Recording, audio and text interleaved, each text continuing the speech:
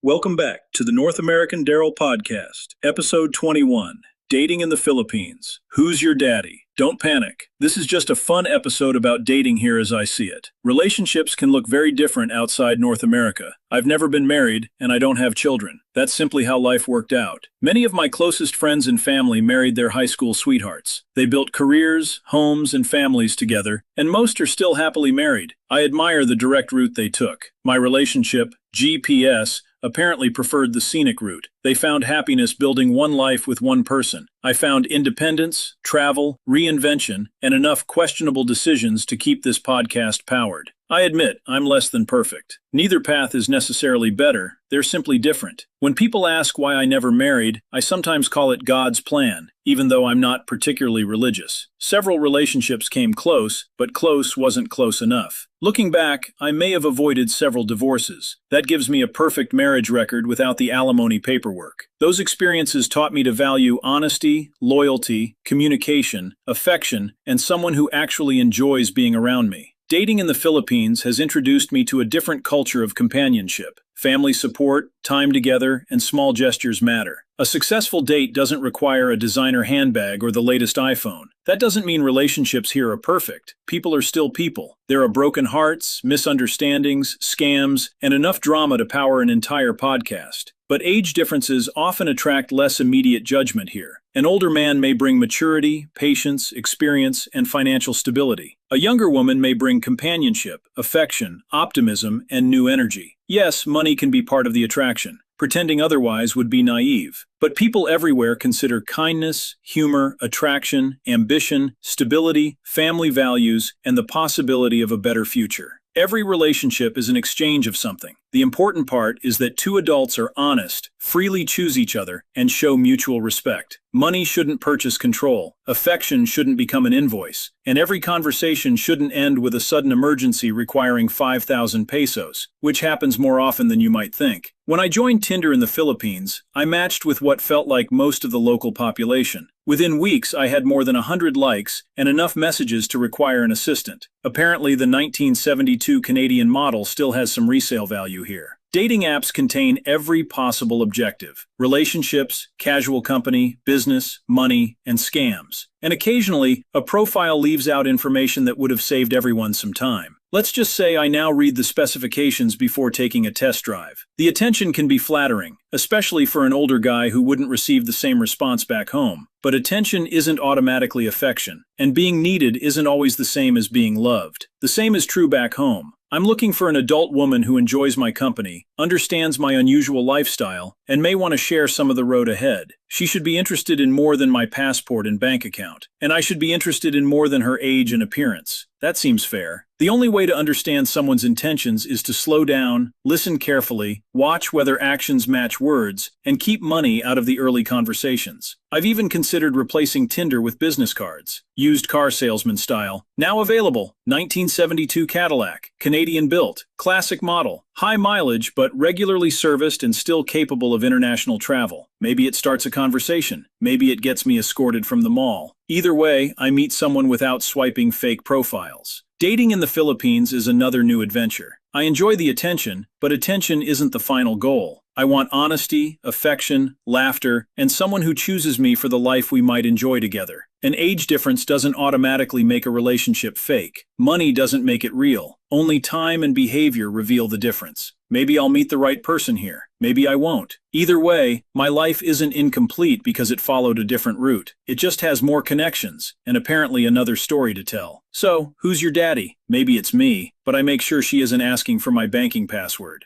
Thanks for listening to the North American Daryl Podcast. Until next time, keep traveling, keep adapting, and live life to the fullest.